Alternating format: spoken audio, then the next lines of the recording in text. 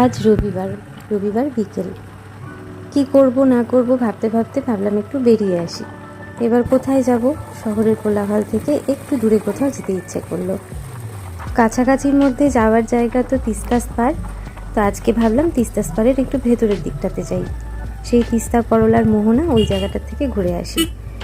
যেতে যেতে ভাবছি আর একটু আগে রওনা হলে মনে হয় ভালো হতো, কারণ আর একটু পরেই সন্ধে নেমে যাবে, কিন্তু এখনও আরও অনেকটা পথ যেতে হবে। আজকে আমরা 4 জন এসেছি। আমি আর বাবাই এসেছি, তার সাথে এসেছে তানিয়ার বিশ্বরূপদা। আজ আমরা 4 জনই এই রাস্তায় প্রথমবার এলাম। আর বিশ্বাস করতে পারবেন না, আমার এত ভালো লাগছে এসে। এত সুন্দর একটা পরিবেশ, চারিদিকে সবুজে ভরা, আর একদম শান্ত হাওয়া বইছে, আর কোলাহল নেই বললেই চলে।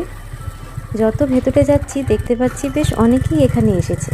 পরন্ত বিকেল, সূর্য অস্ত যাবার মুখে, আর প্রাকৃতিক শোভা যেন আরও সুন্দরভাবে ফুটে উঠেছে।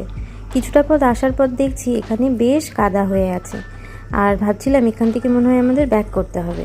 তারপর ভাবলাম যে না, কিছুটা পথ হেঁটে যাই, তারপর দেখি রাস্তাটা কেমন।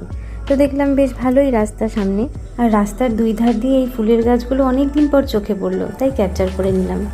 যত এগিয়ে যাচ্ছি তত সত্যি ফিল করছি যে এত সুন্দর পরিবেশ, যেন অনেকখানি বিশুদ্ধ অক্সিজেন পাচ্ছি, আর এত চোখের প্রশান্তি কি বলবো। এখানে আগে তো আসা হয়নি, তবে আরেকবার আসার ইচ্ছে রইল। শহরের পিচগলা রাস্তায় চলতে ফিরতে আমরা অভ্যস্ত হয়ে গিয়েছি, সেখানে কাঁচামাটির পথ দিয়ে যাওয়াটা সত্যি এখন খুব মিস করি।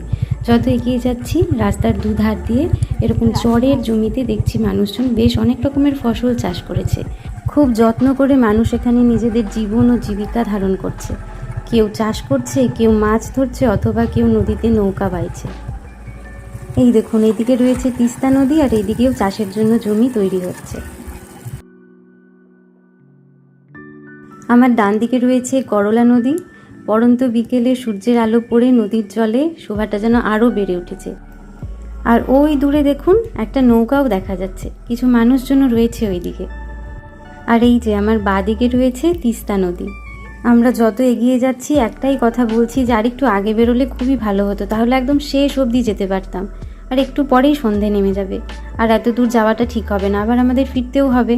তাই আমরা আজ একদম শেষ মোহনা অবধি যেতে হয়তো পারবো না। তার এখানে কিছুক্ষণ দাঁড়াই, প্রাকৃতিক সৌন্দর্যটাকে একটু উপভোগ করি, তারপর আমরা চলে যাব। আজ আর ওই শেষ মোহনা অবধি যাওয়া হলো না। ওই দেখুন ওই দূরে তিস্তা করলা মোহনা। আর একদিন নিশ্চয়ই আসবো, সেদিনও আপনাদেরকে এইভাবেই সাথেই নিয়ে আসবো। যদি ভিডিওটা এখনও দেখে থাকেন তাহলে পরে ভালো লাগলে একটা লাইক করে দেবেন। টাটা।